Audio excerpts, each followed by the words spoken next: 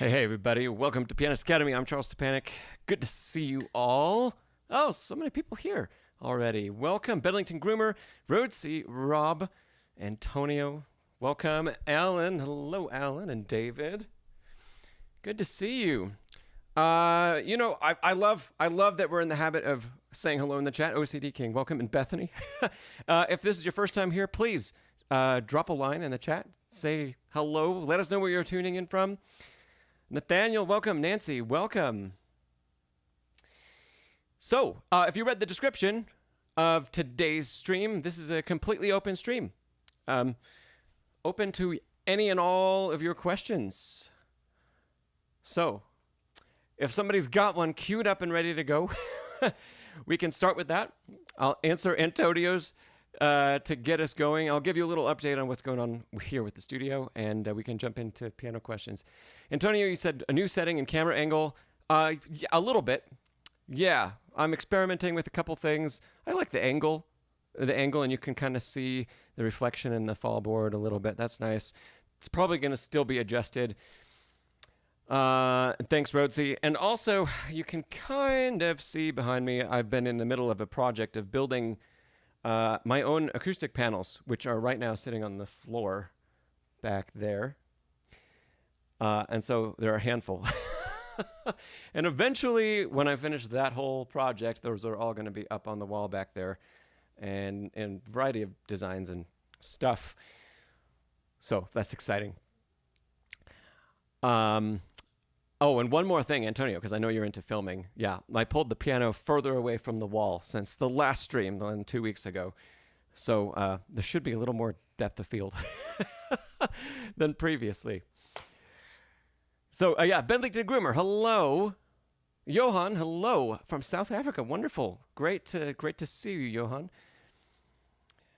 Rhodesy, you're still on that Beethoven sonata from the last time we talked, when we were talking about swing. So, okay, that's a little bit of a studio update for you. There's going to continue to be more changes, but hey, a little at a time. You know, I think we all know how that goes. A little progress at a time, and we eventually get our projects done. So, Alan, you say, do you have any tips on learning Prelude by Ravel?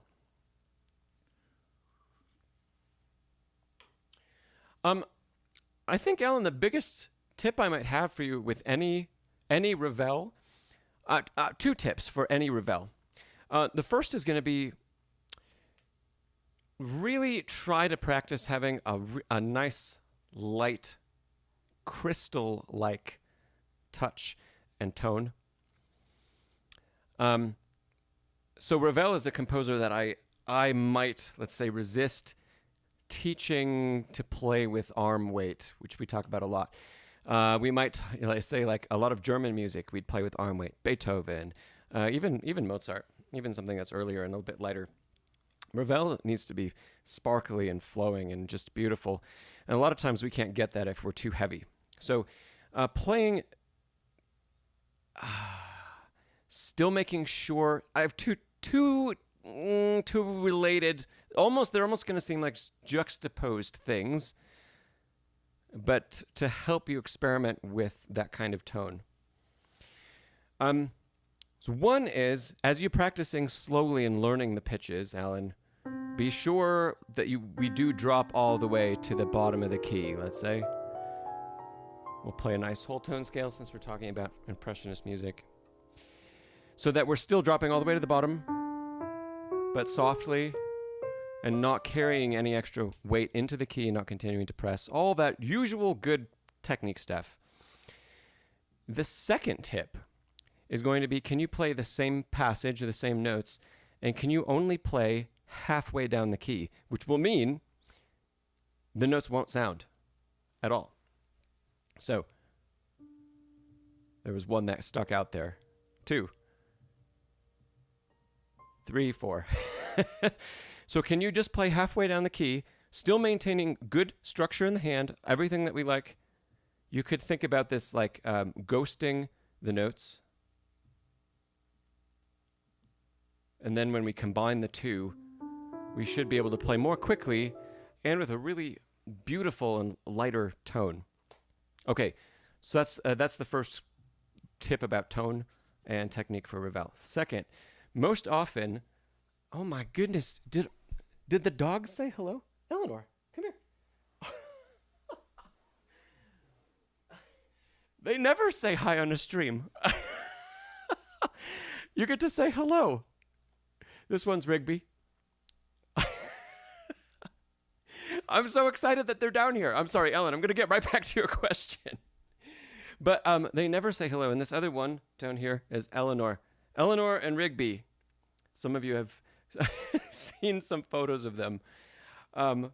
Yeah, since I moved to this new place, they have not wanted to spend time with me downstairs. So I'm very happy that they want to. Anyway, okay. Good girls.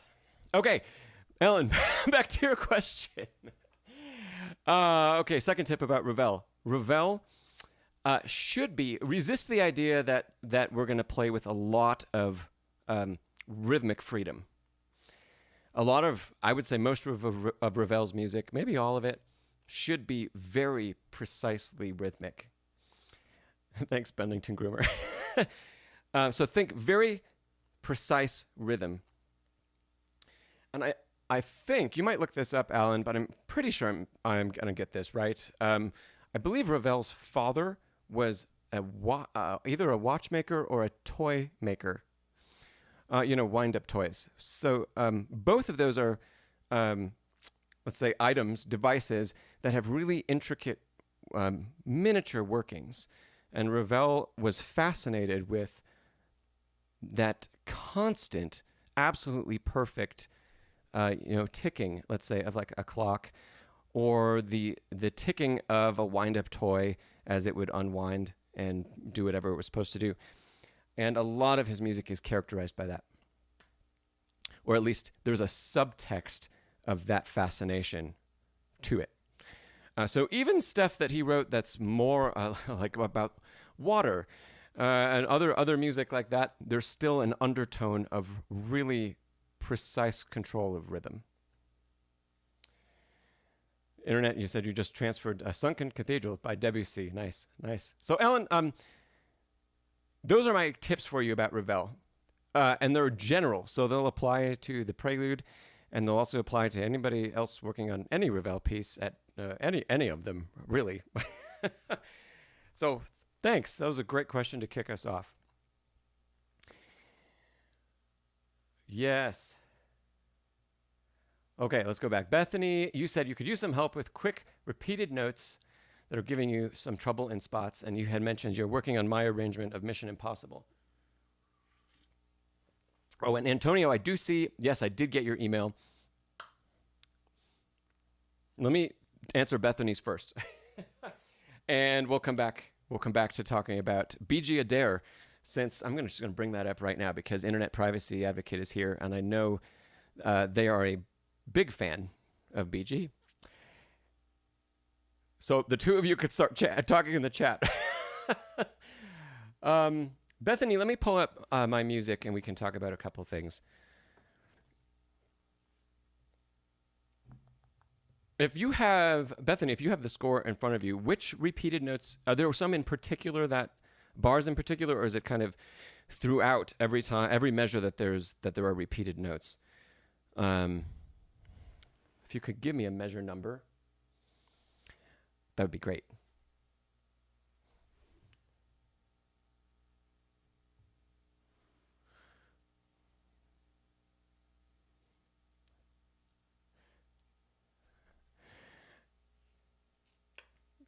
While Bethany's doing that, I know we tune in from all over the world. So what are your current beverages of choice this morning? Or for me, it's this morning. What are we drinking? I have my usual coffee. This isn't anything. It's nothing all that special. It's the Veranda blend from Starbucks, but brewed at home. But I don't know. Sometime I'll talk you through my coffee collection. Seth says always tea. Bending Groomer's got coffee. Nancy's got Black Coffee, also a great song, yes. A jasmine tea, Seth says. I love it, love it. Rob is coffee. Bethany's black coffee. I also am drinking black coffee. Sometimes I spice it up a little bit, but I like it black too. So let's see. Bethany said mainly the left hand near the end. Okay, I've got it. Okay. So here we are. So we're looking at, this is my arrangement of Mission Impossible. We've done a whole bunch of kind of crazy stuff leading into this with big octaves that maybe we'll talk about at some point. And the arrangement is winding down. And so to give you a little lead into this spot I think Bethany's asking about, which is at the bottom of the screen, I'm going to start just with measure 95 and play a little bit of it for you.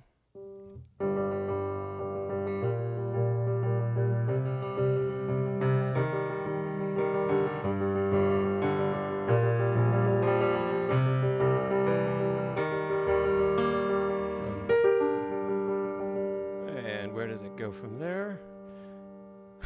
Here we go.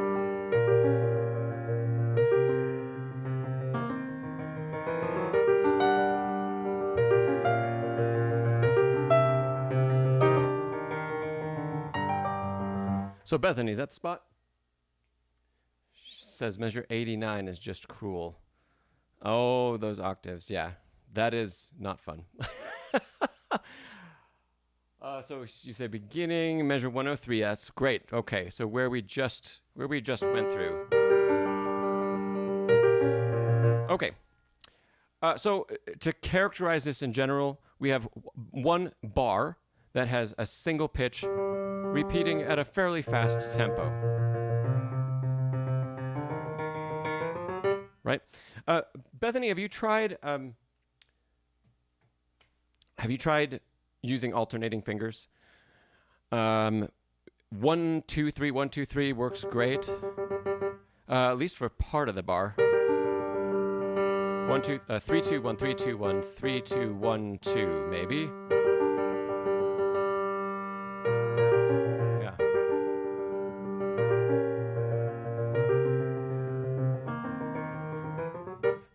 So Bethany, you might try alternating fingerings at least for the first half of the measure, maybe throughout, and especially measures where we have stepwise motion or very small skips, like this skip from measure 105 to 106 is only a skip of a third. Okay, that's a pretty small skip. So we could use any alternating fingering that you want. 3, 2, 1. It could be 4, 3, 2, 1, 4, 3, 2, 1. It could be a combination of 3, 2, 1 and 4, 3, 2, 1, or just 2, 1, 2, 1. When you get to the end of a measure like measure 103, because of the skip down, so at the end of that bar, we have a somewhat large skip there. We need to end the measure at least with the thumb, if not the second finger. But still, at that speed, even if we end with the second finger, we kind of stretch the hand in a way that makes beginning the repetitions in 104 difficult. So, this is a great example of a measure where it's really important to be able to change between an alternating finger pattern, like this is 3, 2, 1, 3, 2, 1, and then maybe 2, 1, 1, 1. So 3, 2, 1, 3, 2, 1, 2, 1, 1, 1, 5 on the next measure. And so the technique actually changes pretty drastically right in the middle of executing that, right? It's easy and it requires little bounce in the wrist and the arm to play alternating fingers. And then when we approach the end of the measure and we need to make that skip at such a fast tempo, we need to change, or it's going to be best if we can change to a single finger repeated at the same tempo. So Bethany, you might try playing like just the end of this measure, 3 ones into 5, and then add 2 1 1 1 2 1 1 1. Yeah, that's 4 notes. 1 2 3 4. Okay, I was playing 4 with 1. 1 2 3 4. You only have to do 3. 1 2 3 5. Okay, and then we can add 2 2 1 1 1 5. Right? Then also, before you start to add this back to the whole measure, figure out what fingers you want to use to navigate away from 5 in 104. I might do 5, something like 5 3. Let's make this so you can actually see it. 5 3 2 5 3 2 1. Maybe 5 3 2 1 repeated, or at least 5 3 2 3 2 3 2. And again, working on how we're going to link that fingering into the next bar as well. But after we finish the skip, it's going to get after we finish this first skip into 104, it's going to get a lot easier, right? Yeah, Road says Rush E vibes. a little bit, yeah. Bethany, do you have another question about that? Do you think that's going to help, or have you already tried this stuff?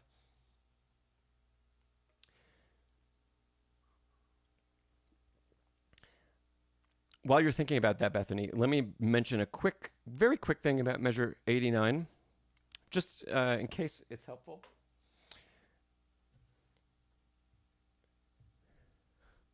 Okay. Going back to measure 89.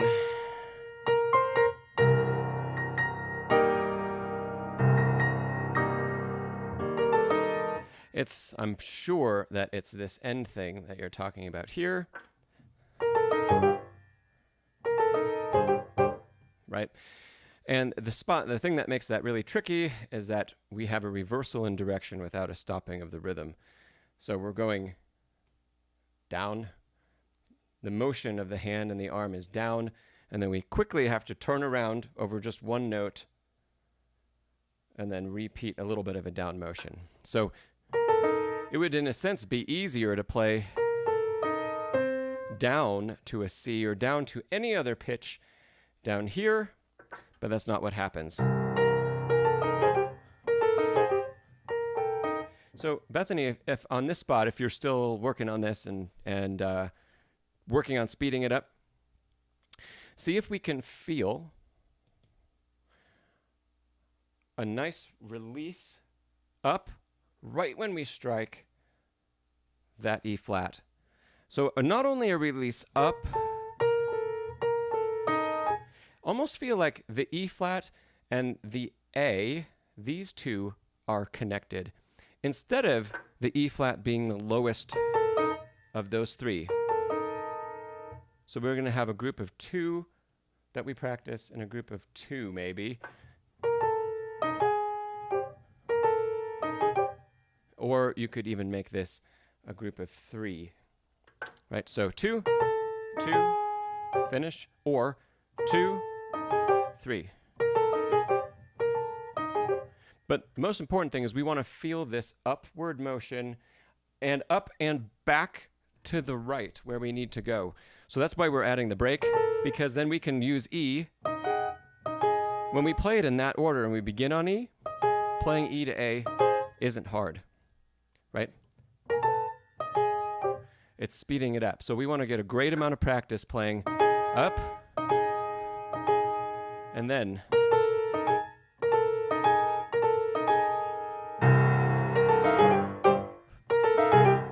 right. Let's see.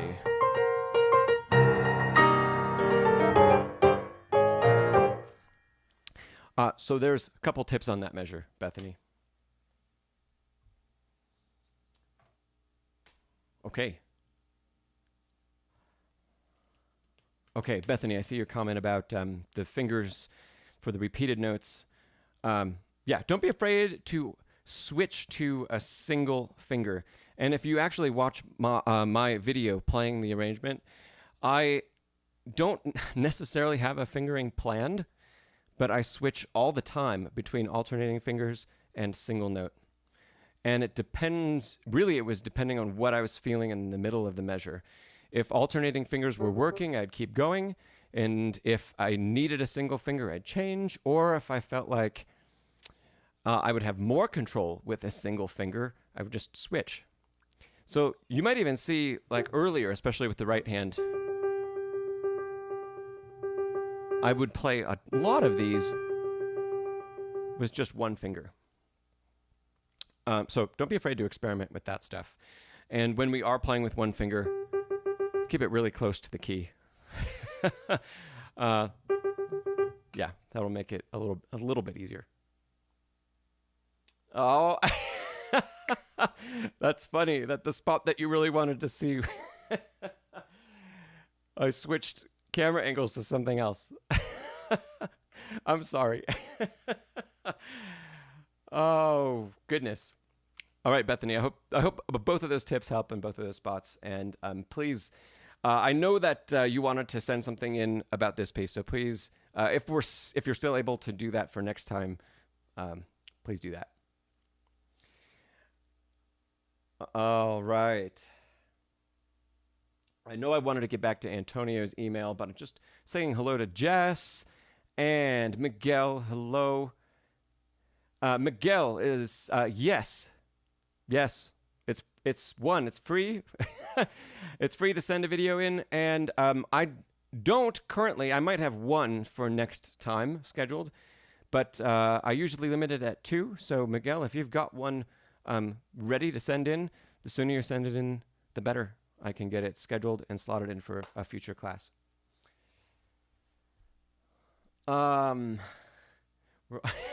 Skeleton. Welcome.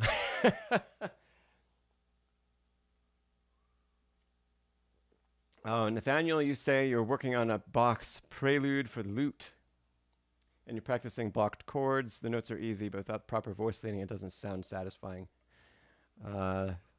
Yeah, that I hear you. I hear you definitely. But yeah, keep up both types of practice, blocked chords and working on single line voice leading for sure. Let me go back to let's go back to Antonio, because Antonio had emailed me a question asking my thoughts on B.G. Adir's playing. And are people familiar with B.G.? Internet privacy, I know is. That's why I mentioned them earlier.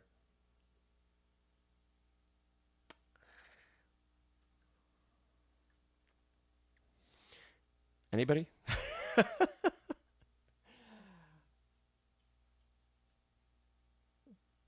Antonio's usually the one broadening our horizons here on the stream and bringing up a lot of jazz, and this is no different.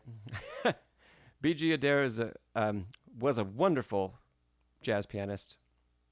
She passed away just, I think, 2 years ago. Antonio asked just my thoughts on her playing. I think it's lovely. I wish I had more time to listen to a lot of jazz. I used to listen to more when I was in school and practicing classical rep a lot, like 4, 6, 8 hours a day. My break from that would be listening to jazz. And since then, I haven't listened to nearly as much as I'd like to. I just get carried away with other things I need to work on, and so all that said, I think she's lovely. I prefer jazz pianists that don't try to do so much, and I think thanks for the correct spelling, Antonio. And I think she is one of those. She says a lot with less, and that's really lovely. It's really nice to listen to. And that's also why I think you mentioned Antonio Bill Evans. That's also why I like Bill Evans playing so much.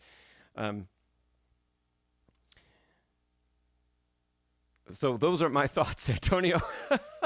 And for everyone else that's here, Antonio, if you have something you'd like to share, please drop it in the chat. And for everyone else that's here, if you're interested in jazz and you want to hear some beautiful, beautiful jazz music, listen to BG's playing. Yeah, Nancy said there's a lot on YouTube Music. Absolutely. And there would be a lot on Spotify. She had a long, very long career. And gosh, I was just looking at albums of hers this morning, and she put out a massive number just in since 2015. So many albums. So thanks for that question, Antonio. And thanks for continuing to help tell other viewers here about more than just the classical repertoire and stuff like that. Okay. Hey, welcome Salvatore. And Jeffrey, welcome Jeffrey. So let's see. Rhodes, you asked how big the room is. It's a pretty sizable space. I'm almost in the middle of the room, sitting right here. So I've probably got about 15 feet on that side of the camera, and there's maybe 10 feet on that side.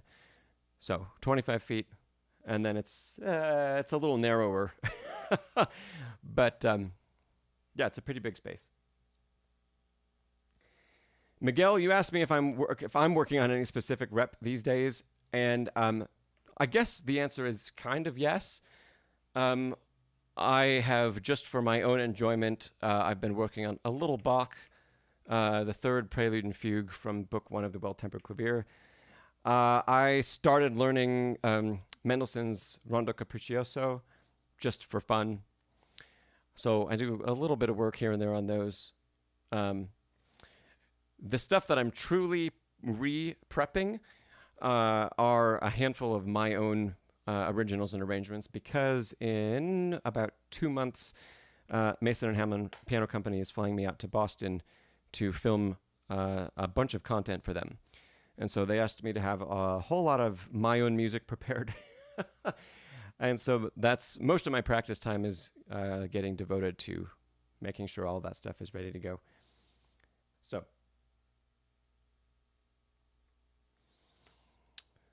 And then, Miguel, you also asked about Evocación by Albanese. I haven't played it, but I work on a lot of rep with students that I haven't personally played. So please send it in. Yeah, please send it in. Let's see. So, Skeleton, you said, despite being a guitar player, you do find playing triads on piano to be easier than guitar because you don't have to worry about muting. And that's true. If we're just playing like the piano equivalent of power chords, yeah, you can just stick the pedal down and we just can play. That's fun. Yeah, even if they're just 3-note triads. That's nice. And you also asked, are you a Scriabin and Chopin enjoyer? Yeah. Yeah. I like most classical music and most of the composers. To be completely honest, I've never played any Scriabin. I've taught a few pieces, but never, other than reading a few here and there, I've never performed any. Perhaps I should change that. Salvatore, you asked if I play some Beethoven sonatas. Well, we'll see. I've played many of them. I usually don't just sit down and play during the streams. But yeah, we'll see. We'll see about playing one today. Or, and I should clarify, not a whole one, but maybe a page.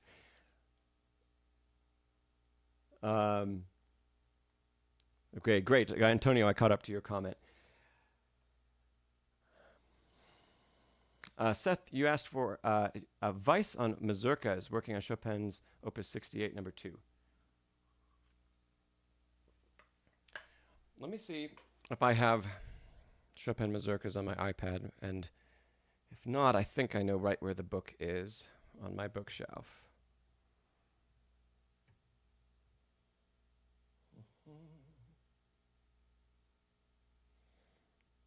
I do not. Let me see if I can find that real quick.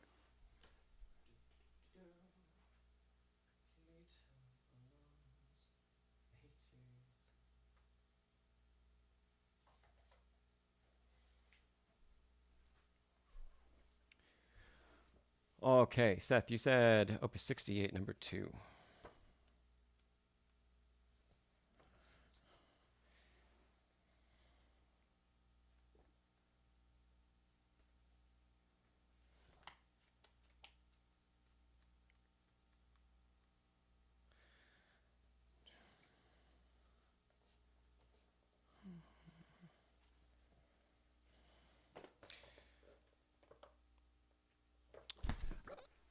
First thing that comes to mind, Seth, when we're talking about mazurkas is the fact that it's a dance.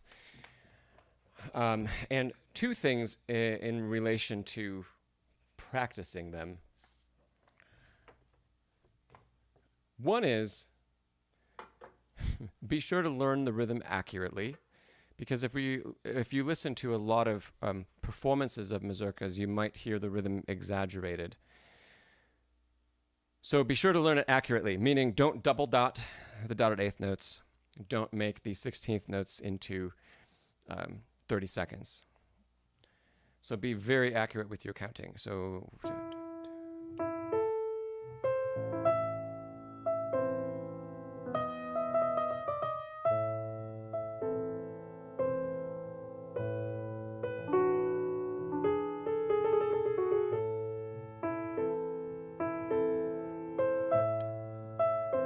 So right now, I'm simply playing very accurate 16ths. Dun, dun, dun. 1 E and 2 E and 3 E and 1 E and 2 E and 3 E and yes. When you know the notes and you're very comfortable playing the piece, we also need to then add the character of the mazurka. And that character will come from manipulating that rhythm a little bit. So we have to build that foundation. So don't try to skip the step where we go straight into modeling a performance we've listened to that we love. Because if we don't have the foundation of what that correct rhythm really is, our guess about... Whoa.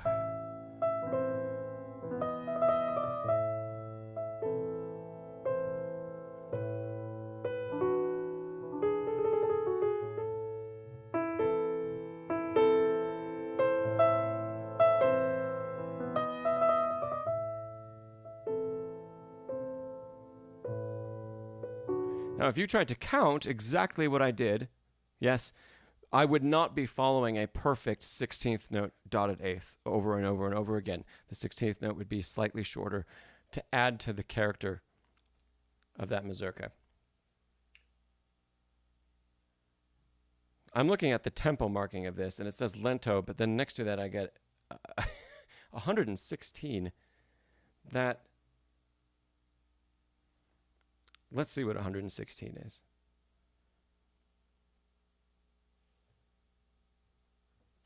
Here, I can use this instead.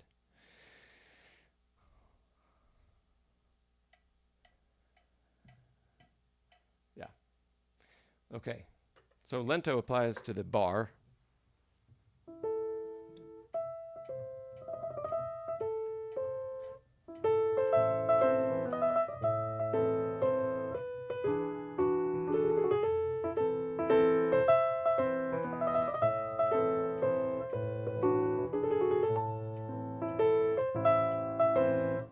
Yes. The faster that tempo goes, the faster that tempo goes, the less we're going to play with that rhythm, and the more that dance is going to be built in. But yeah, that's the big tip about a mazurka that I'd give you, is one, be sure and learn it very, very strictly according to the score. And then once that has happened, know that we have some flexibility and some room to explore the rhythm just a little bit more. Yeah. Be sure you've got good finger choices planned.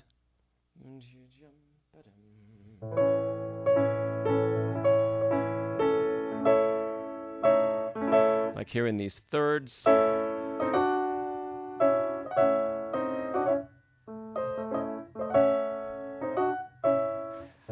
So, does your score have fingers that you like?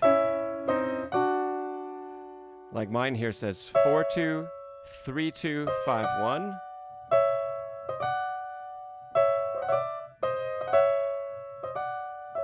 Which is nice because it prevents us from having to use the third finger twice a row right in the middle of the bar like this on two different pitches.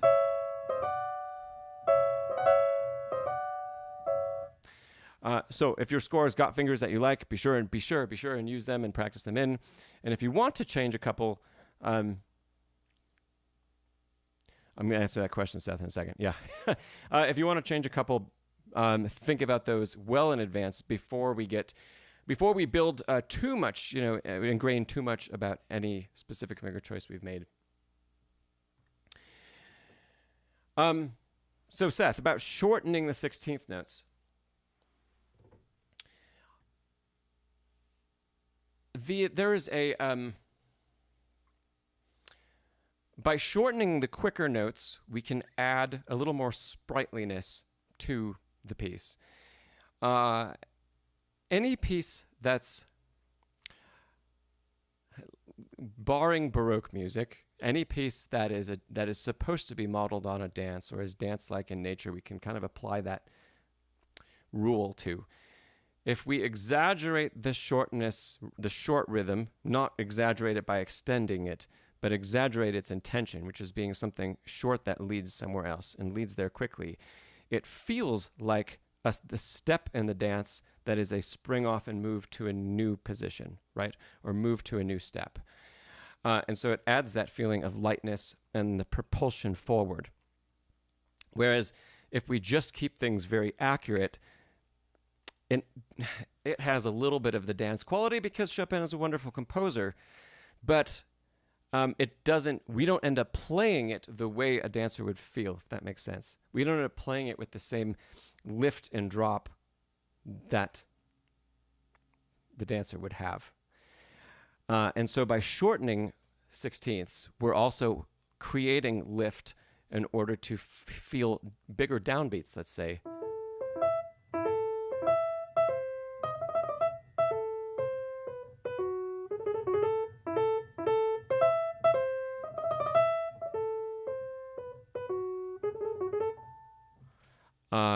I hope that makes sense. Yeah? Okay. Nancy says, yeah, the mazurka dance, it is pretty quick. Yeah. Sorry for the initial demo at a very slow tempo. I saw lento and I went with that.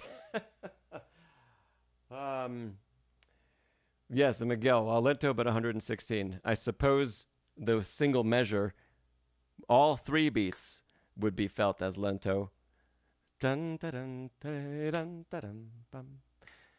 But then I wonder why the editor, this is just a Schirmer score, so I'm not going to put great, let's say I don't trust the metronome marking implicitly of 116. I would want to see a better edition. All right, I know we've gotten a lot of other comments and maybe some questions, so I'm going back.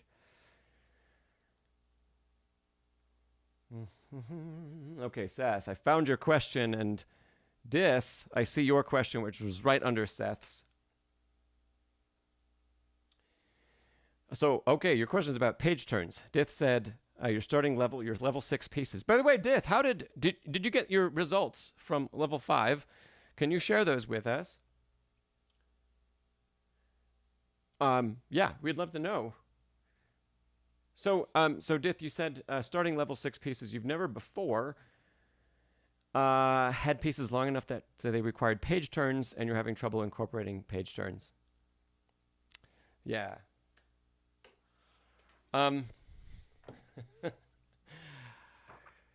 Dith, how was your sight reading? I know this doesn't seem like a related question. Oh, you said not yet. Okay. So, Dith, how is your sight reading? And when you sight read or when you're reading a piece of music, how far ahead are you looking on the score? Those two things are definitely related.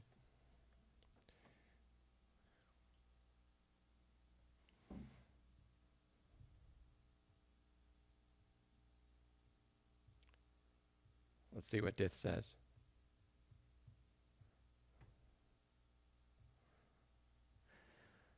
You said you feel like it, for sight reading, I'm assuming it's average or below average. Okay. So, all right, this is not a level 6 piece. But since there was a question about Chopin's first Ballade from Miguel, I'll pull up the bottom of the first page. Okay, so as we're, let's say, as we're reading any piece of music, and we get to the end of the page, and we have to make a page turn. Doing it on an iPad, I do have a turner pedal that I use in performance. I don't have to use my hands to turn, but I don't have that with me right now. So I still need to use my hands to turn the page, right? So in that sense, it's similar to having to have a physical paper that we turn. The first, most important thing is we have to be ready to turn the page before we get to the end of the page. So if I'm playing in the last line here,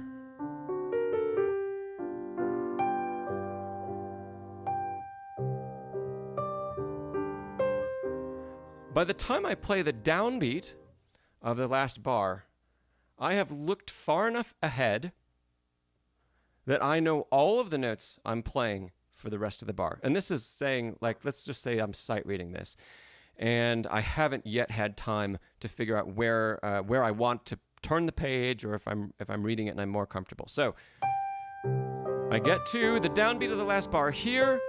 I could turn to the camera, let's say, and play. That's the same. I have placed that measure in short-term memory. I've read the whole thing. That opens up the possibility that wherever there's an instant, usually for the left hand, we almost always turn with the left hand, wherever there's an instant or a slight break, I have an opportunity because I know what I need to do. I know all the notes I need to play. I'm going to say, I'm going to turn right in the middle of this bar. That's my goal.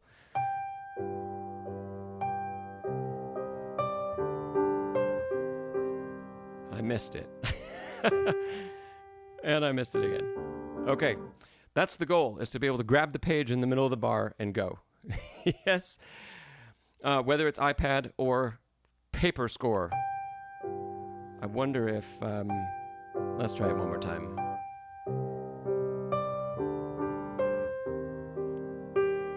Well, I hit the screen, but it keeps scrolling on me instead of turning. But you get the idea. The screen moved where I wanted to turn, but I didn't get the page turn actually executed. That's why I usually never use this layout to read from, but it's better online because we can scroll back and forth, and the notes are much bigger for you. But if you use Fourscore, don't use that setting in performance. Use this one. That's going to be much better, but I know that's super tiny for everybody. So it'll be much better for turning pages because wherever I tap the screen, we're just going to go to the next page. And there is none of that scrolling back and forth. Okay, so going back to the question. So Dith, that's why I brought up sight reading. We always need to know at least the last measure of the page before we get to the end of the page. Because we need time not only to turn, but we also need time after the turn to read the measure that we're getting to so that we can still play it all in time. Internet privacy, yes, I do have a foot pedal. I usually don't have it out when I'm at home. I bring it with for performance. Yes. That does make it easier as long as you don't have to be on the una corda or the soft pedal and turn your page at the same time.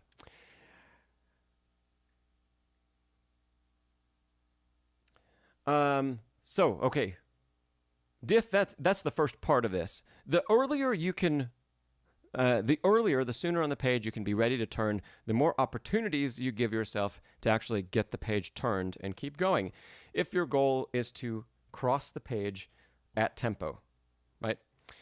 The second part of this is simply the practice of executing that movement.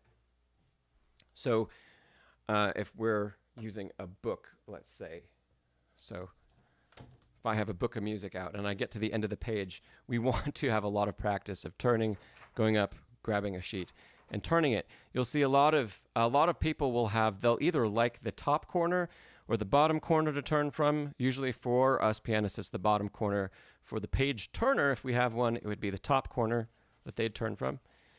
And you'll see the pages, I'm not going to do this to my nice Henley edition, but you'll see pages dog-eared on the corners.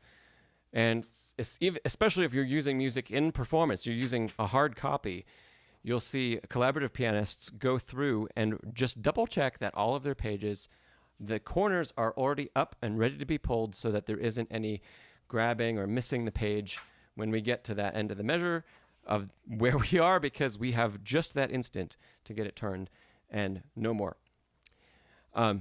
So there is a little bit of that practice of just reaching up and turning and moving the left hand from wherever it was and then being able to find it again. A couple things that you also can help you practice through this. So we don't want to ever get stuck where we build in a pause where the page turn happens simply because it's hard to execute the page turn in the middle of practicing, right? Nancy, that's a great idea. Nancy says you stick a card between pages. That's a great idea. Love it. So, yeah, Diff. The other thing that we could do is, let's go back to the Chopin Ballade example. So we said, I know where I'd like to turn the page. Now, what happens on the next page? Can I have at least the first measure of this next page memorized? So let me flip back. Can I play that first measure? Not quite. Let's do it one more time. C sharp. Okay, turn back, test myself. There it is. Can I link that with the last measure that's on this page? I don't know if I remember it. B flat, B natural. There it is. Let's do it again. The last measure of the previous page.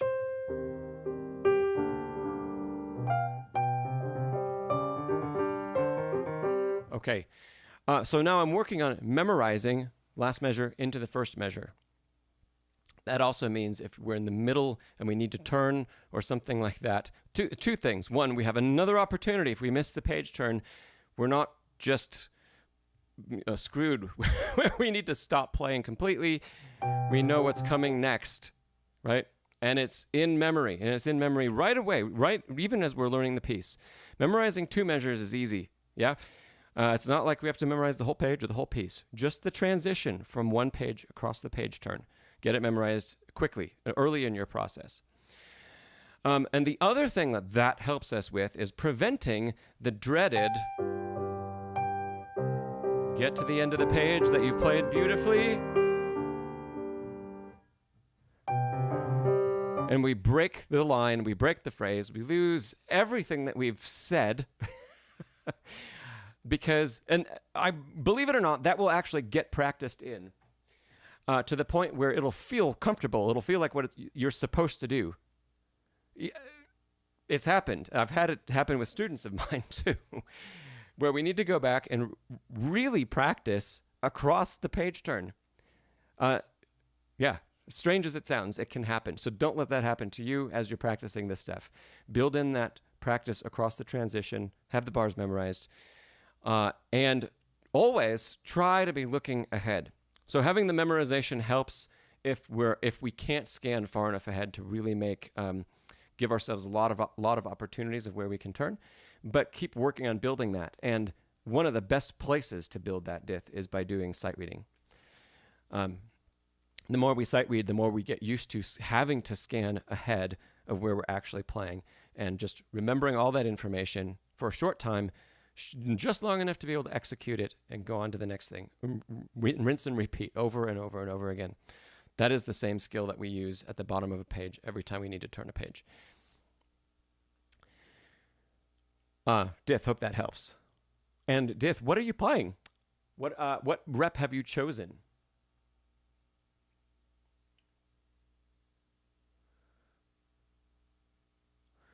Let's see, Miguel, you said you assume I've performed the Ballade. I actually have not. I've learned most of it. I was really planning on learning the whole thing last year, and I once in a while come back to practice the coda, but I have never actually performed. I've never performed any of the 4 Ballades, because I was just telling a friend of mine about this yesterday. I was one of those students in college and competing pianists that I would look at the programs that everyone was playing, and I'd say, the Ballades, again? Everybody plays the Ballades. Oh, I don't want to listen to the first Ballade again for the 3rd time today as I sit and listen to all the competitors in a competition. And because of those experiences, I decided I wasn't going to learn any of the 4 of them. And now I sorely regret that decision. So I will eventually get around to, I've taught the first Ballade actually to a couple students, but I've never performed it myself. And someday that would be fun. That would be a fun thing to do. June, you asked what Turner pedal I use. I use the Page Flip Firefly.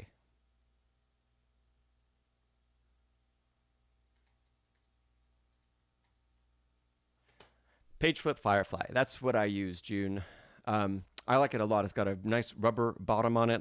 I would show it to you if I could, but the bottom is all rubberized. It doesn't have just little rubber feet, and so it doesn't slide around. It still does on carpet a little bit, but like if I'm on stage and it's a wooden floor, it doesn't go anywhere. It just sticks right there, which is great. I know it's going to be there when I need it.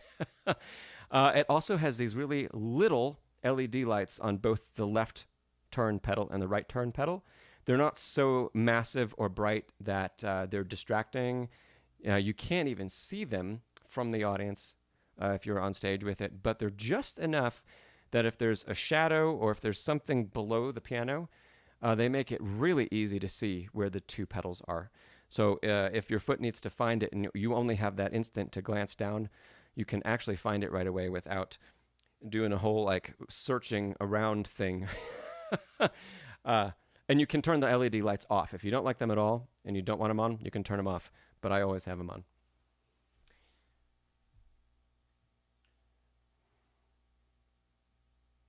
Oh, gosh. Miguel, I know I've got to go back up and catch another few questions, I think. But let me just answer a couple that are at the bottom here. Skeleton, I've never heard of hook theory. I've never heard of that. Has anybody else heard of hook theory for like online? Is it sheet music or is it a scoring program, Skeleton? Like MuseScore? Is it something like that? So Miguel, you said, is Henley your favorite edition in general? It depends on the composer. It depends on the pieces. Henley is typically my favorite for Bach, for Beethoven, for Mendelssohn, probably for Schubert and Schumann. So you're getting all classical and Baroque composers from the German region, right? Austrian region. I love Henley for those. Mozart was not on the list. I prefer Bärenreiter for Mozart. I like the fonts better. I feel like the research is just slightly better. I feel like it's a true representation of the score. Henley, in Mozart's music, I feel sometimes makes some suppositions that I'm in search of the real answer or like what was really on the manuscript, and I don't want to search through a bunch of annotations or go to the index to find out that information. I just want it on the page. And I think for Mozart, Bärenreiter does that better.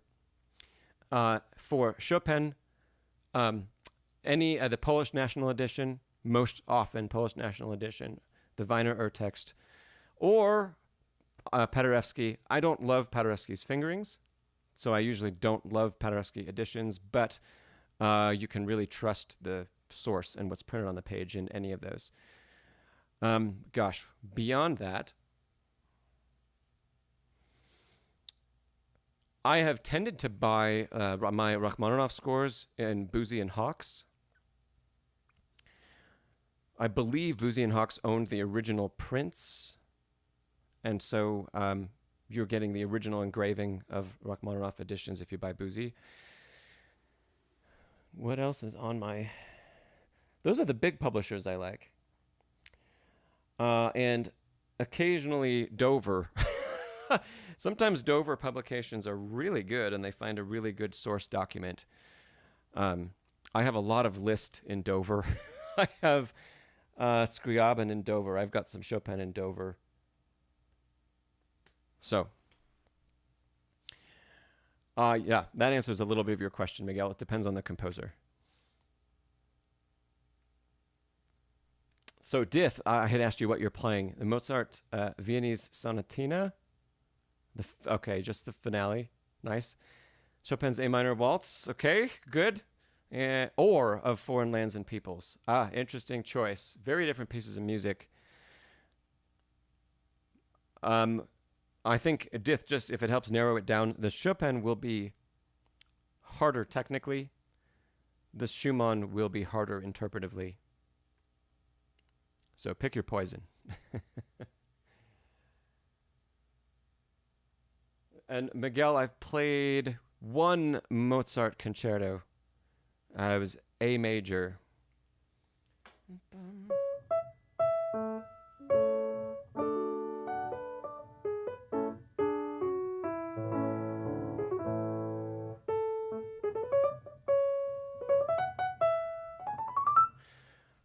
If you recognize that one, I don't remember the number. That was a long time ago.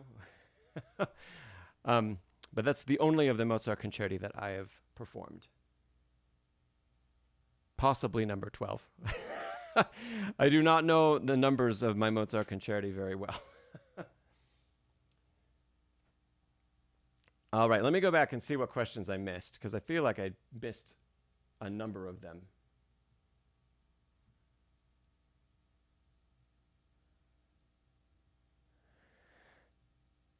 Whoa.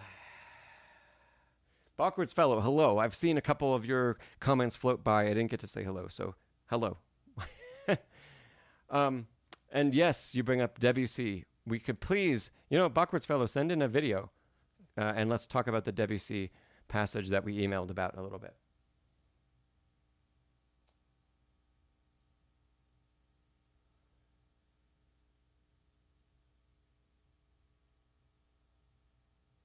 Let's see. Seth, I see your question now. You asked about pedaling through trills. I'm assuming that is in the mazurka, which is still close by.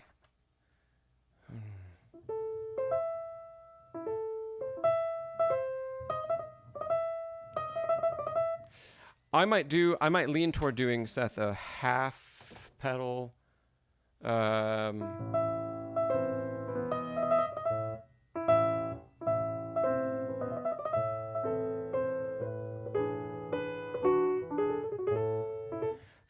I wouldn't necessarily make it completely dry for the entire beat, which is, the pedal is marked that way in this score, where we drop and then lift on beat 3. I like the clarity it gives to the trill, but I don't like how separated and detached the accompaniment becomes from measure to measure and over again.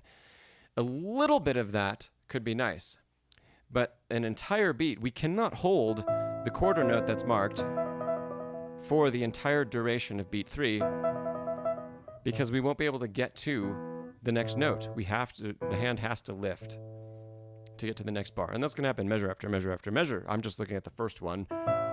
So I might do something in between what's actually marked on the page and add a little pedal to the beginning of the trill to give it a little extra character. Release the pedal slowly through the trill so we have the clarity. And also that will also accommodate both making sure the left hand isn't overly detached, where it's just that, it's just too detached, but not fully pedaled where we still don't get that lift at the end of the bar, let's say, and then a drop into the beginning of the next bar. So neither yes nor no. Don't pedal for the whole beat 3 over the trills. Don't lift the pedal completely and have a dry beat 3. I would find a balance between those two.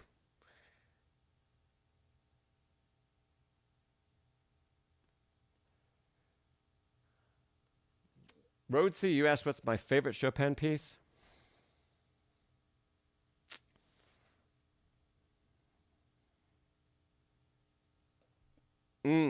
Tough question.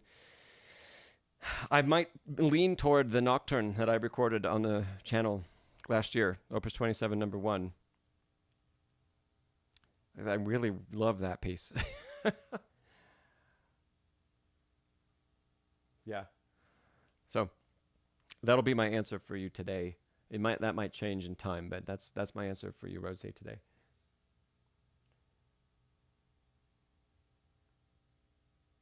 Okay, I think I've caught up.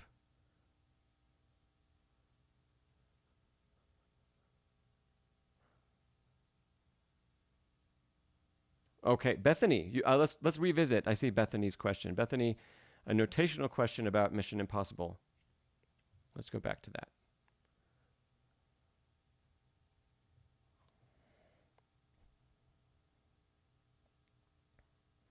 So you ask, is there a reason why I chose to beam all eighths in groups of 2 instead of 3, 3, 2, 2?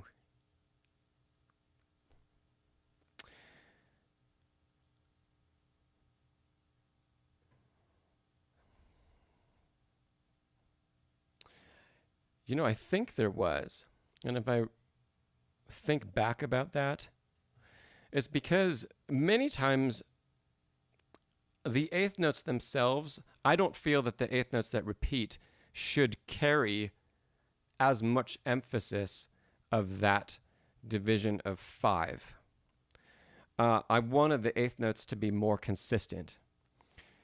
So instead of feeling 1, 2, 3, 1, 2, 3, 1, 2, 1, 2, in the left hand, we only want to show that in the right hand. 1, 2, 3, 1, 2, 3, 1, 2, 1, 2, 1, 2, 3, 1, 2, 3, 1, 2, 1, 2, 1. So 1, 2, 3, 1. But all of that's happening in the left hand, where these eighth notes are, there are no accents. So I think it's because of that reason that I chose to keep them all in beams of 2, because I wanted them all to be more consistent. And where I mark to bring things out a little bit more, I feel like I just had seen one. Okay, so here, in measure 41, where the left hand is carrying,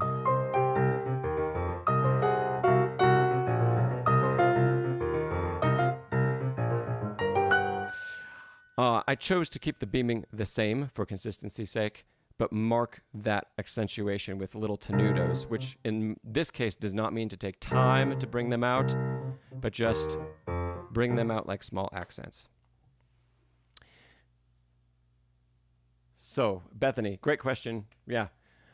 That was my reason for doing that in particular, because most often I wanted the eighth notes to not show the rhythmic inflection that the melody was showing. I wanted it to just be this very steady, consistent, underlying pulse.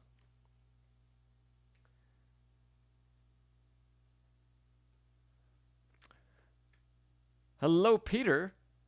Welcome, Peter. Good to see you. I have not played Mozart A minor, number 8. I don't think I've played that. No, I have not. Peter, are you working on that piece?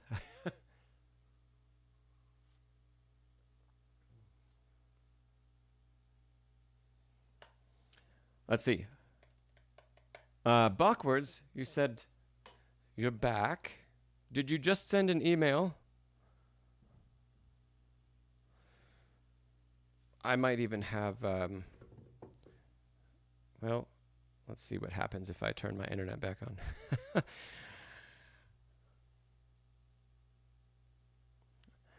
Backwards fellow, I'm looking for your score that you've emailed over.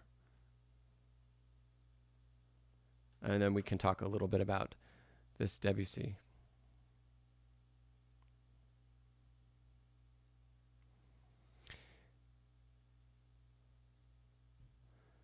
I'm looking for it, but I'm not seeing it pop in yet, backwards fellow.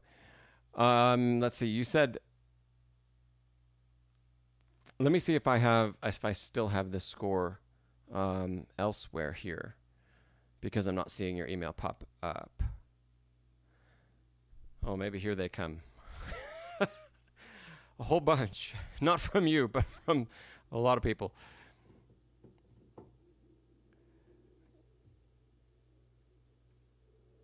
Let's see.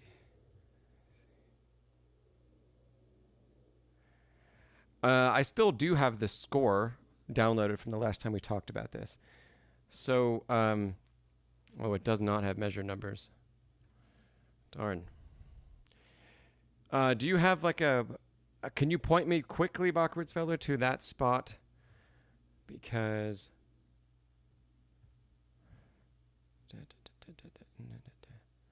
is it here?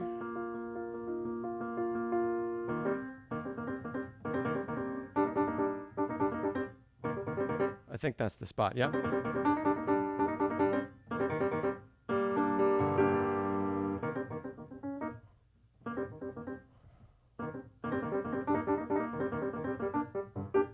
Right. So let me see what your question was. Rotsi, this is the Danse Tarantella by Debussy.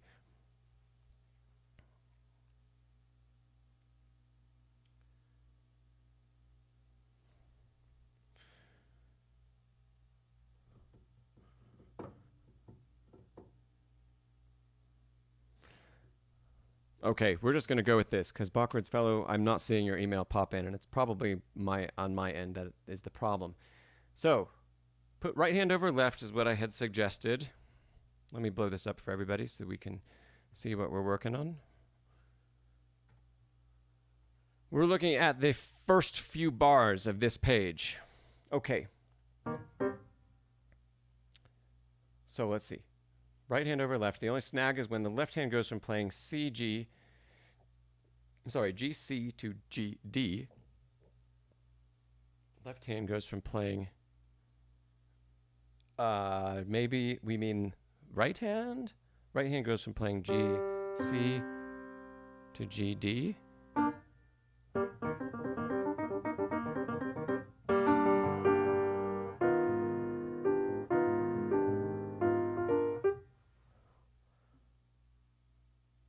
So mainly a quick repeated G in the left hand.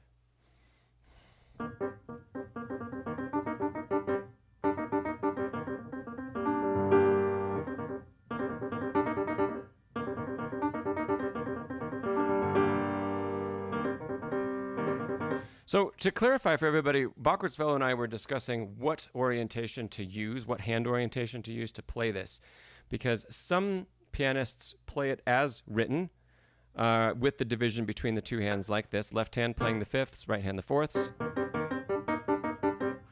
And we were discussing which hand should be on top of the other because they intersect. And some pianists play left hand on top.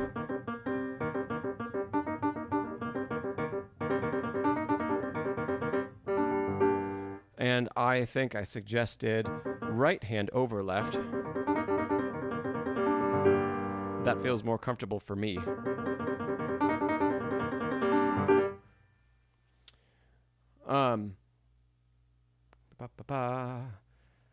But backwards fellow, I'm not seeing what you're talking about. The left hand goes from, when it goes from G, C to G, D.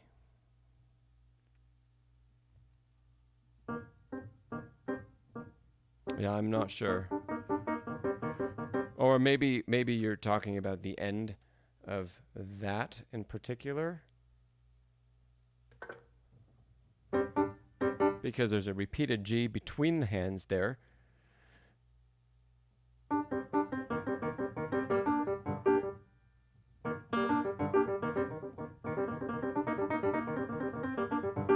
But I'm still not seeing quite the issue that you're asking about. By the way, the other option that some pianists use for this, so Bacchus-Fell, if you could clarify that, that would be great. Some other pianists also take the, let's see, the upper notes of each. Let me put them in colors for us. So they would take the upper notes like B and C, everything in yellow, in one hand, and play all of the others, now in this other color, in the other hand. And you get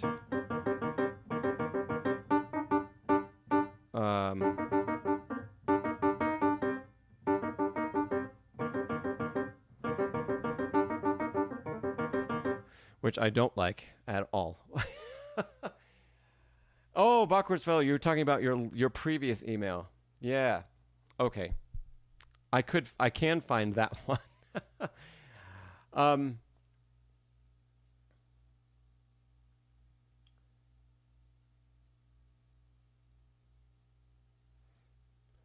I'm still not seeing that issue, Backwoods-Fellow. I do see it if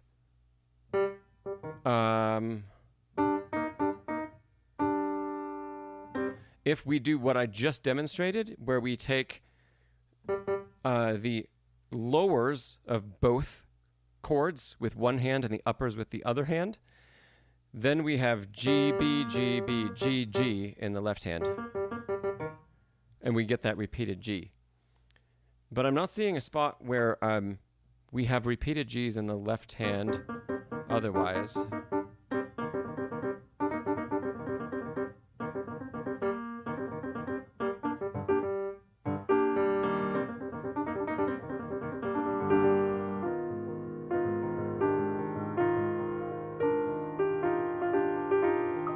Yeah.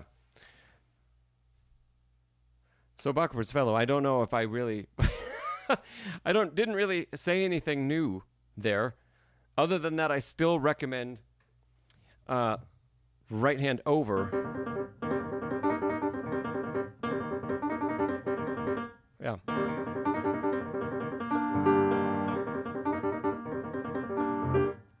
That's already very easy, and I have not practiced that at all.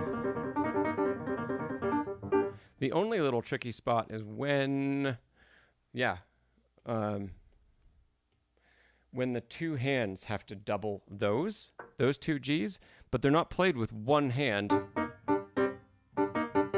So we do get a repeated G over 2/8. Right. So our job is to make sure I'm playing these all with third finger. Our job is just to make sure that we release that as fast as possible so that we have time for the key to release to play that right hand one.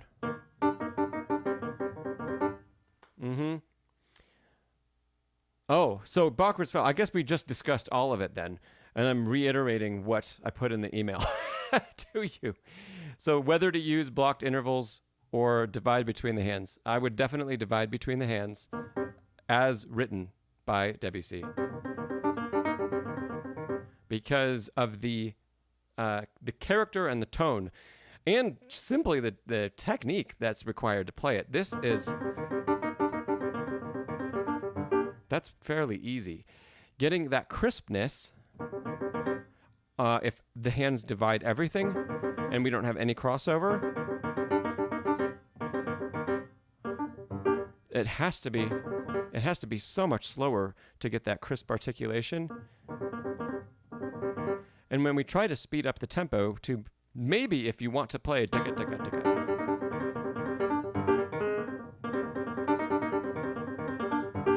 and if we try to do that without the hands overlapping, It's almost impossible. It's definitely bordering on impossible with staccato, true staccato articulation. And if we get rid of that articulation and sacrifice it for the speed, then it just doesn't sound like. That is so crisp and dancing and lovely. Yeah, so I would stick with that. The only other choice I would say is if you find that left hand over right is easier for you,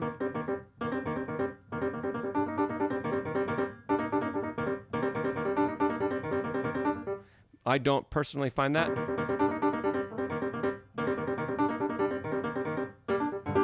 That to me feels much more awkward because of this shift in the left hand from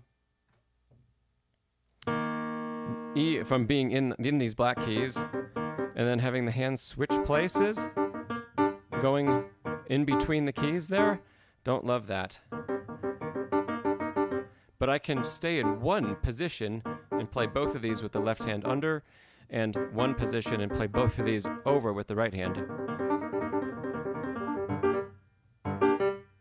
Yes?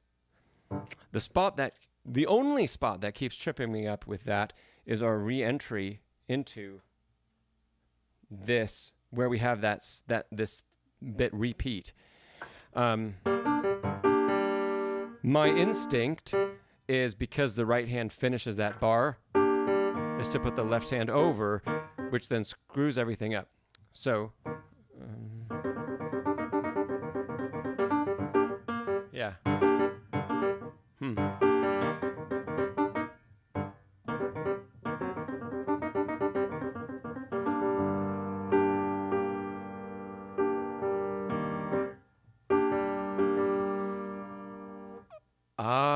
So here's how I might fix that.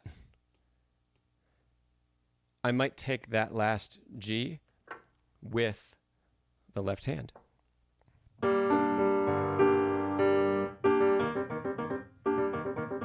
That works. And then the left hand can stay over. Sorry, no. Right hand is over. Yes, that still works. The left hand can stay under and the right hand can stay over. Yeah.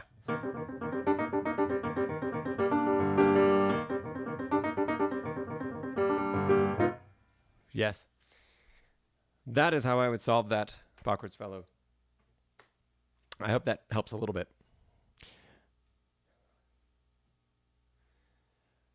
Yes, so backwards fellow, I see that we're still talking about the repeated notes, the repeated Gs. There aren't repeated Gs in a single hand, in just one hand, if you maintain the division of the hands as written. There aren't any. It's only if we would divide the hands in the way that isn't marked that we get that repeated G in the left hand. And that is yet another reason to simply not play with the top notes separated. Let's see, last note of the first measure to the second measure.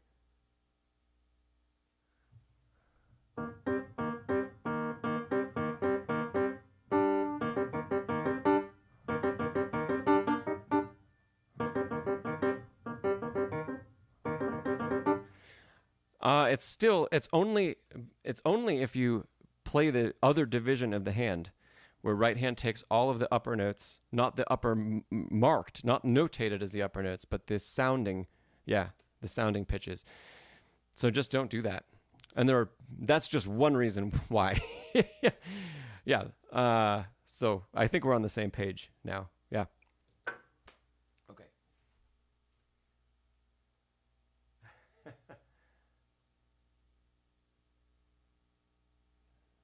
Oh gosh, Miguel, you have a question about the coda of the first Ballade. I will try to help you through some of that. Okay. Let me first tackle Nancy's question. There are no dumb questions, Nancy. Let's see. Nancy, what piece are we talking about? You said the first 4 bars have staccato marked, the rest do not. Oh, in this Debussy that we've just been working on. Is it assumed that the staccato continues? Yes. It is assumed. Some editors will give you a nice little marking that says SIM period, so continue on in a similar fashion. But yeah, even if it's an exact repeat, it's probably on an edition like this, like what we were looking at. It's purely to save ink in printing, or lazy engraving. But yes, it would be implied that the same would continue. And if it didn't, I would think there would be another marking, either from the composer or from the editor, that it specifically does not continue, like a stark change in articulation from staccato to legato or something like that, instead of just an omission. So, yeah, Nancy, that's a good question. Not dumb at all.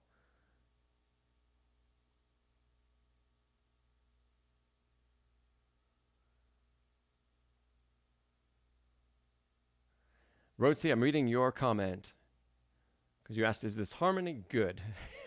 You were writing a new prelude in C, and the harmonic structure you used is C, A minor, E7, A minor, E flat 7,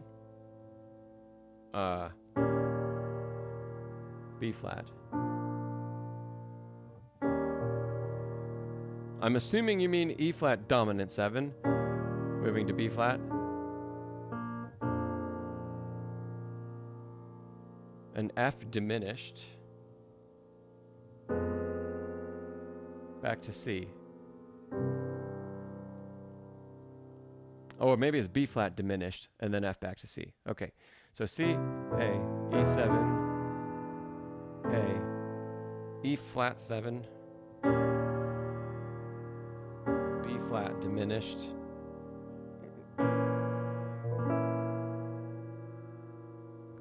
back and then to F, to C. Rotzi, right off the bat, there are some chords that don't make a lot of sense together, like how we get from A minor to E flat dominant 7. But some of that is going to depend on how well you set it up melodically, and if there are passing tones or chromatic tones in between. So I don't want to be too judgmental about that yet, because while on its own, I don't love it, that doesn't mean it doesn't work well with everything else that's going on in the structure around it.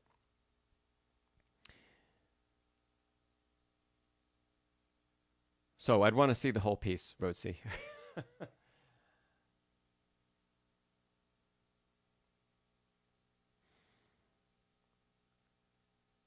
Okay, you said you'll send it for the next session. Great.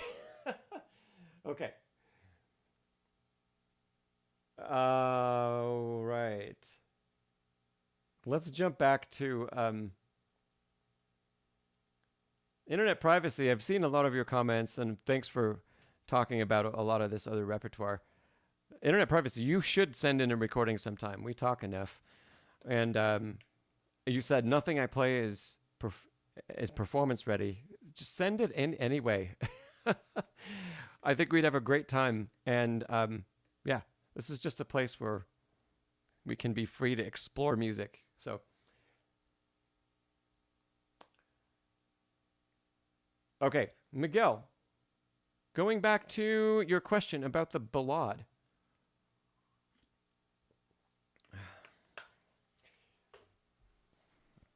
Let's open that up and talk about the coda.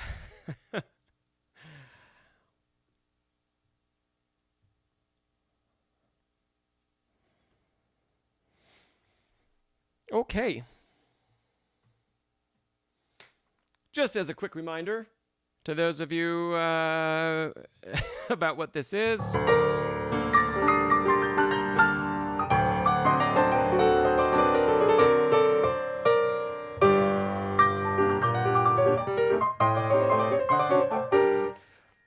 You probably know a little bit of that, or have heard it before. Miguel, you said, any advice to play more accurately and precisely through the coda? Yeah. So Miguel, have you structured groupings in your practice? And do we, the great thing is Chopin gives this to us. All the places where we want to feel a down motion with the hand are already all accented. And where we don't have an accent mark in the right hand, so I'm starting looking at 208 and beyond, right? Accent, accent, accent, accent. So all of those spots are going to be a drop in with the arm and with the wrist. So the others around it are going to be a release of some kind. So even here, this is the first note in the group of 3 is going to be like a preparatory motion that allows us to release up before we drop in. Same thing. Yes? And even in the last bar where we have these moving eighth notes, feel the same thing. An up followed by a drop into the accent, and then a nice, just very smooth linear motion. In fact, there's going to be a little bit of a wrist circle there. Let's see.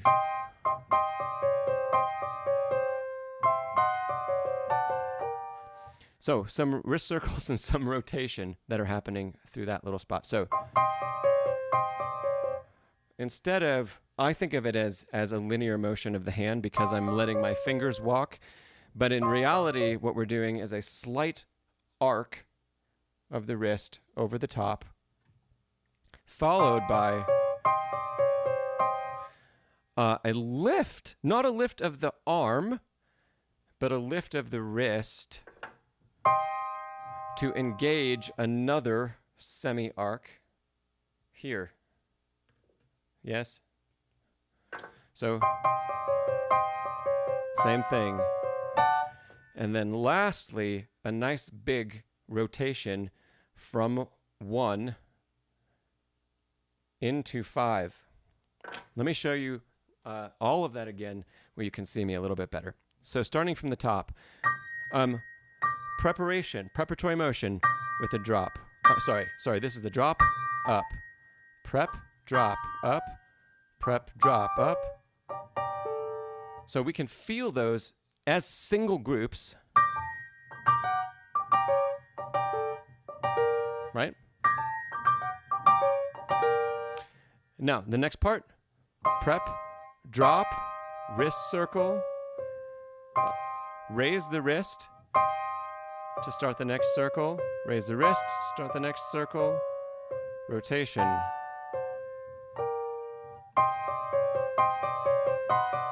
Rotation. Let me do that all again.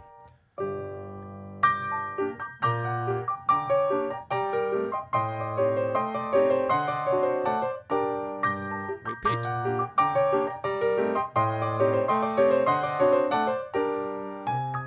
Okay, that's for the first part. Yeah, Miguel, I just see you said the easy coda. What comes after this, we want to use a whole lot of rotation. And again, follow all the accents that Chopin has given us. So every time we have this, an accent mark, that is some kind of somewhat large rotation too. These all look like thumb side of the hand. Let's see.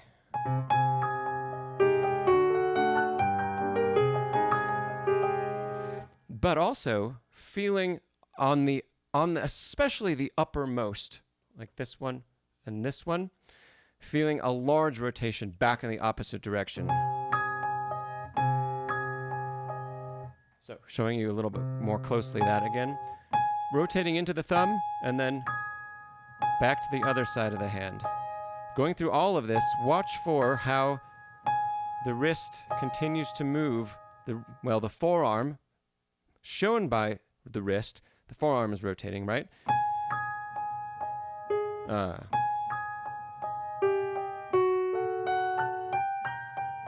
wrist is always going back and forth to help aid us in playing these notes.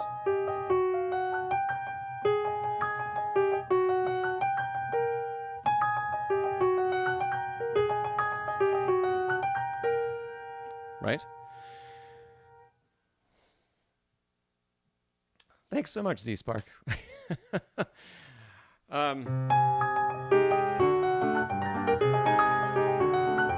Yeah.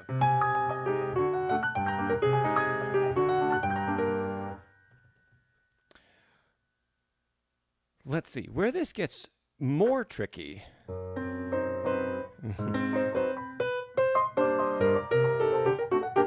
Yeah, I find that part. So now we're at the bottom of the page.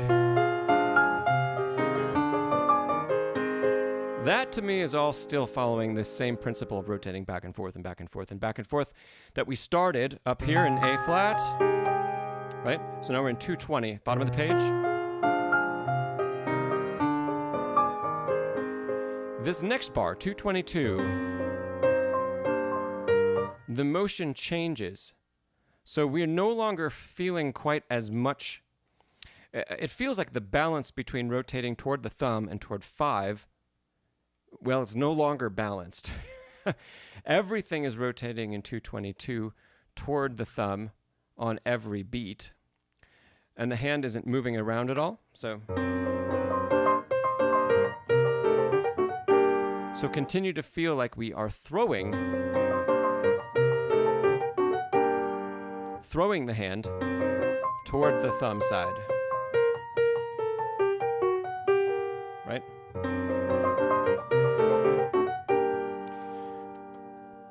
You might also want to do a little bit of practice on that spot. Doing some really, practicing some really articulate and active fingers, because, and maybe also accenting the off beats.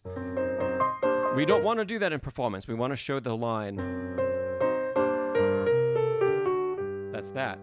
But we want really clear and accurate upper part of the right hand. And as we descend with the thumb, it's going to feel like more and more of this is almost like a octave technique rather than a broken chord technique. From here, it feels almost more like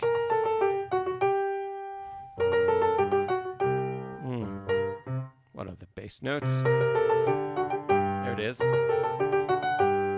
You might consider practicing a little bit of that. Activating thumb and 5 simultaneously on both eighth notes or all eighth notes in the measure, because that's more of what it's going to feel like to really accurately play 223 and articulate everything exactly the way you want to. Okay, moving on from there. It's all a repeat for a little bit. Oh, here we go.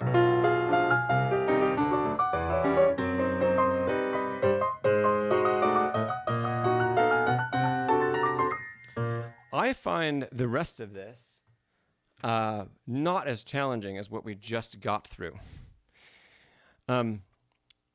There is, starting in 228 here.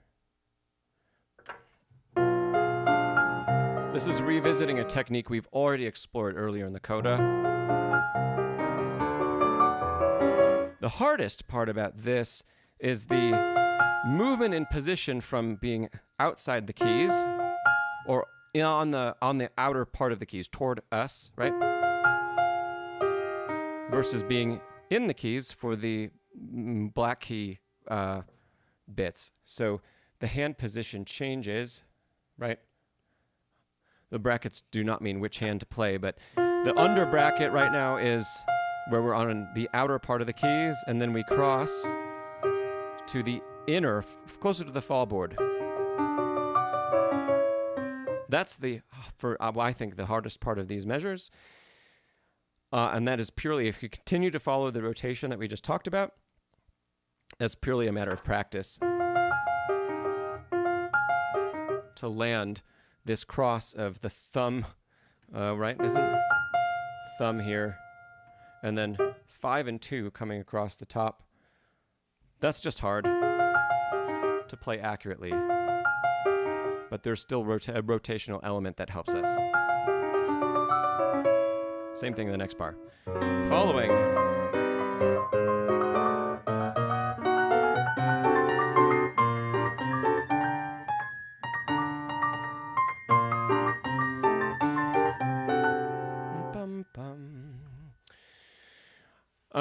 Continue with the same idea. Rotate toward the thumb. And really emphasize when you're rotating toward thumb just how light all of the inner or subsequent in between chords are. Let the strength of those come with time and practice, not by trying to over articulate them right away. So you might practice a very firm rotation to thumb.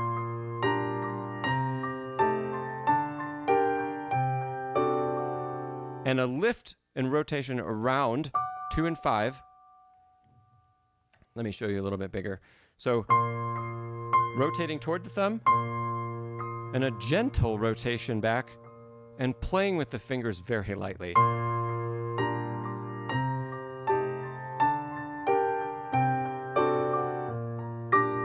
And then it flips in the next bar. So starting with the thumb.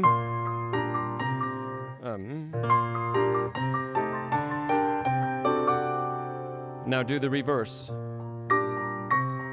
Rotate toward 5 over and over again and play the thumb as light as possible.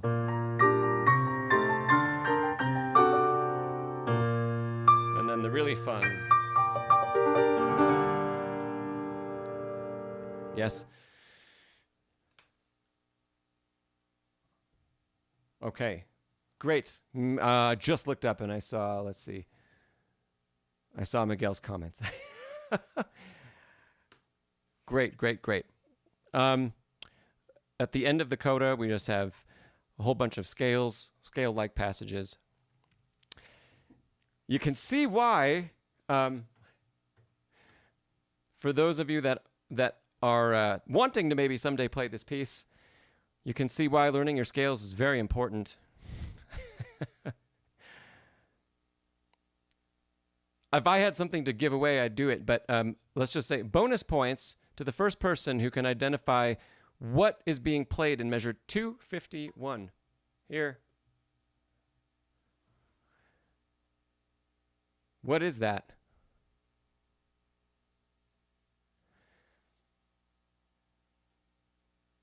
I don't know if Miguel should be allowed to answer that question since he's working on the piece.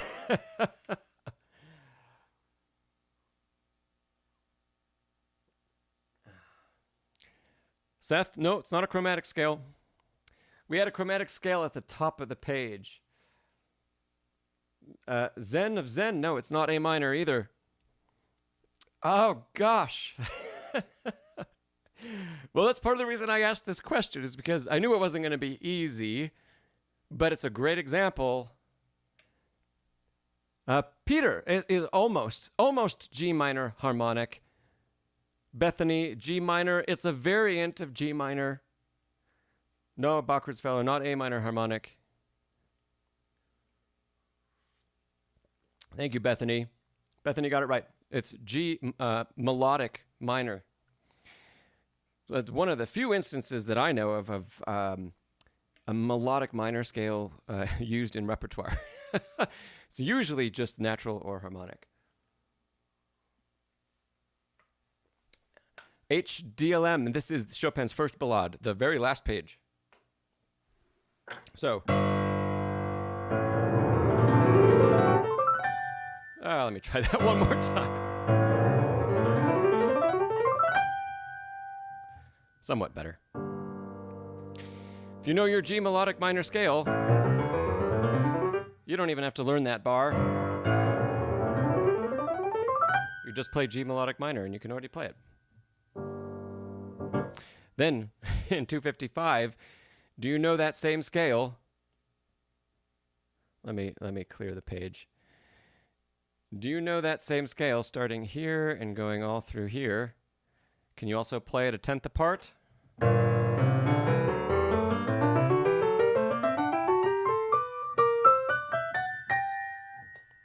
Right? Woohoo! Okay, great. Miguel, I was happy to help. It is a lovely piece. It really is. And yeah, the coda is not kind. It's not kind. Especially like the whole rest of the piece is not incredible. It's a difficult piece, but it's not incredibly challenging to play. And then you get to the coda and it's like, oh my goodness, what happened?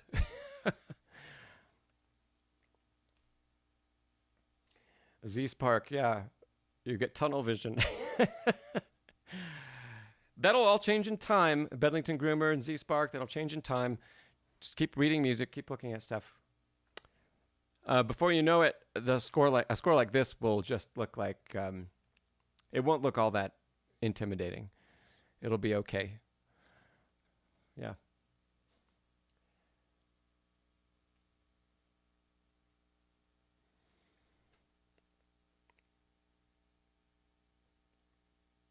So Bachwar's Fellow, I'm going back and I'm seeing a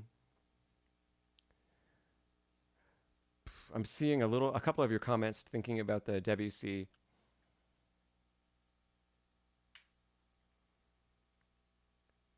Do we need to a Bachwar's Fellow? Are we good? Do we need that clarified anymore? Because I want to be sure that we talk about it if we need to.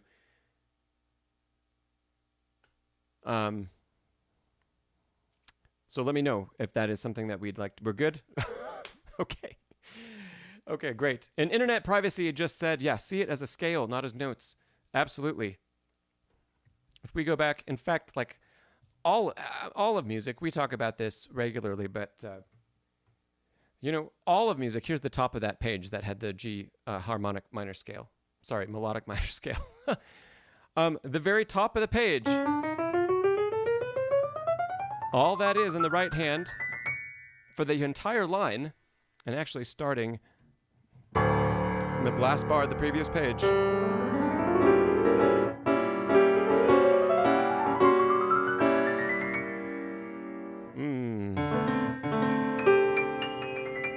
That whole first line is just a chromatic scale. If you practice your chromatic scales, that's super easy. Really easy line of music to play. Yeah. And Miguel, let's see, you said it's harder to know how to organize all of the ideas. Absolutely. Absolutely. To organize them in a unifying way, you said. I would agree with that, 100%. And having the multiple iterations of the same theme still be reminiscent of one another, but not be the same. Yeah. Let's see, Peter, you said, you asked if I've played Beethoven's C minor, Opus 10, number 1.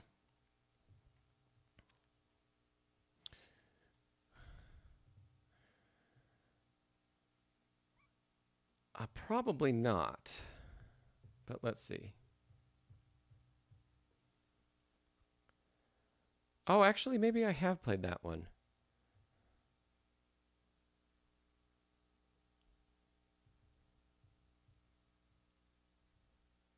Oh, yes. I have played this a while ago. Peter, do you have a question about it? It is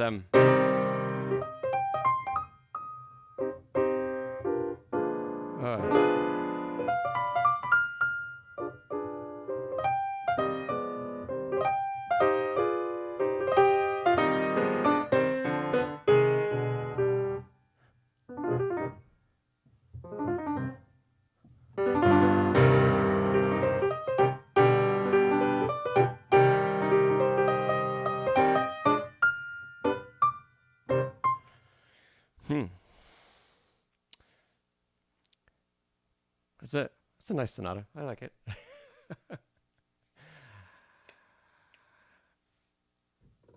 Yeah. Oh, yeah. Peter, well, gosh. Okay. I played a little bit of it for you. I haven't played that. I haven't played it. I haven't touched that since I was 15 years old or so. So it has been over 20 years since I've played those notes. Greg says, second movement, so beautiful. Yeah. Oh, it's one of those A flat Beethoven movements. Many very, very nice ones.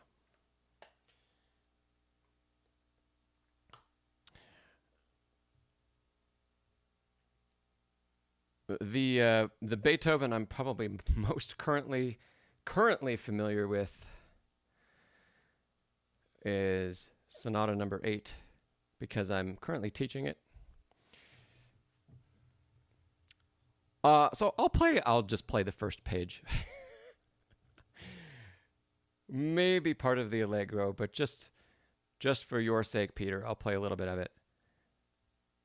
But if there's another question, please type it in the chat.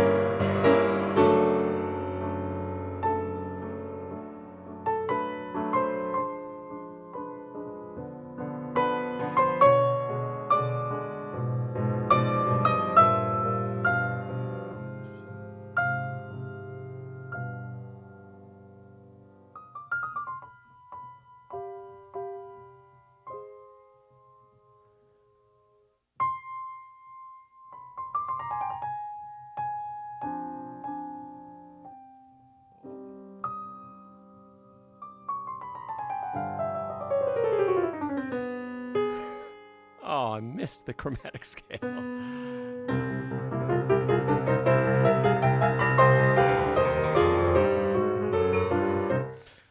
Okay. Well, just a little Beethoven for you, Peter. Sylvia, hello, Sylvia. You say you're learning Chopin's Nocturne in C sharp minor right now. The fast scale takes time. Sylvia, I actually did a video. If you haven't seen it on the channel here, it's called, I think it's just called Faster Fingers, but it talks specifically about the runs in that nocturne, and it uses those to teach a couple techniques about how to practice those. Same as practicing a scale and getting scales faster. Oh, Christopher, you're here. Christopher, I hope this is okay if I say this, but Christopher, who just popped on the chat, is the student of mine that's currently playing this.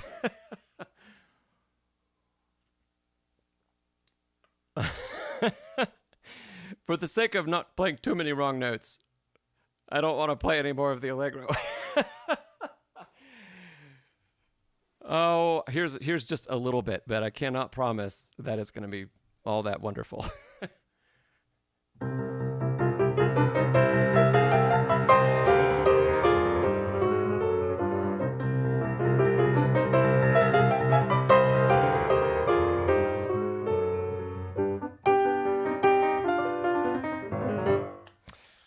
Yeah. That's what happens when it's like not really practiced. But it's not. I'm not sight reading it either. Anyway, Christopher, you can play it better than that, I think. Oh, goodness.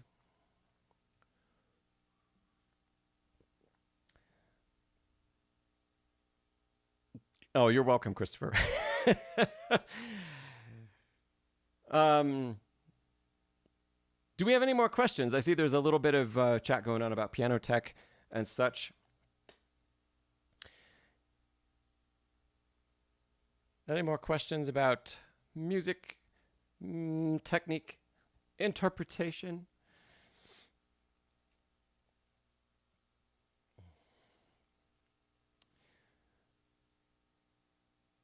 Miguel, what is my favorite ballade? Oh, they're all really lovely. I would pick between number 1 and number 4, probably. Those would be my two favorites of the ballades. I don't know why one has a special place for me. 4 is lovely, but I think it's just the fiery coda that I especially love of the first. So I might pick that one, but again, that could change over time.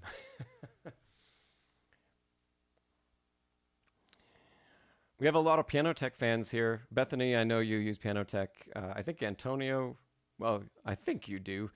So my 2 cents on piano tech, Antonio. That's I typically don't love the tones on piano tech. To me they sound like digital representations of sound. They don't sound like like a true piano. They sound like a really, really nice keyboard. And that's great. They're also, I know a lot of internet, you said 8.3 is a massive improvement. And I've listened to some of the stuff on their website, and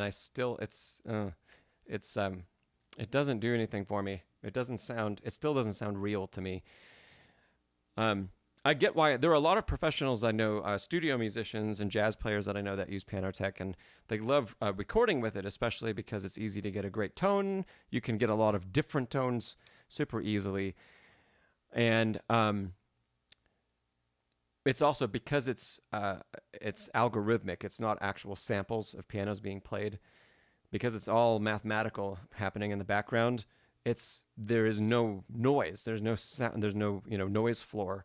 So as you manipulate it and as you do things in mix and in post-production, you don't have any of that stuff to worry about. Now, whereas the flip side, the library I love, one of them that I love, the Garriton CFX that was recorded in Abbey Road, I love the tone of it. I love the distant mic. I love that it feels like I'm in a bigger space when I play that instrument, sure. But it's quite noisy.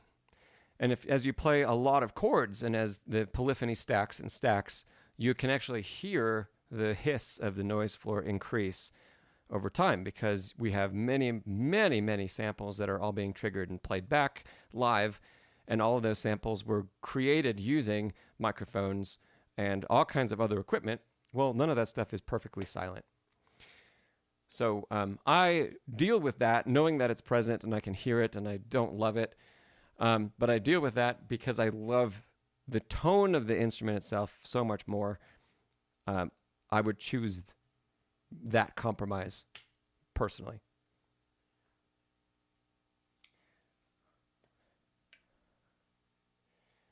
Miguel, you asked, have I played any French suites? I've not studied much Bach beyond the Well-Tempered Clavier, the Italian Concerto, and some of the partitas, some of the sinfonias. That I have not played any of the suites. So,